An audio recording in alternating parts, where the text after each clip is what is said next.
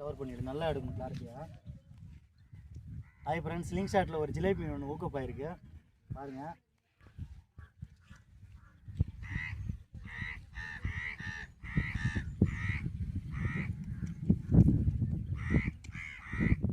மீனை காட்டுறேன் பாருங்கள்.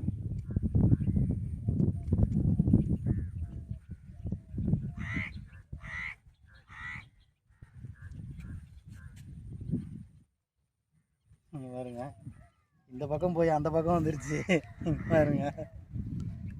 இந்த சைடு போய் அந்த சைடு வந்துருச்சு. ஸ்லிங் ஷாட்டில் அடித்தது தான்.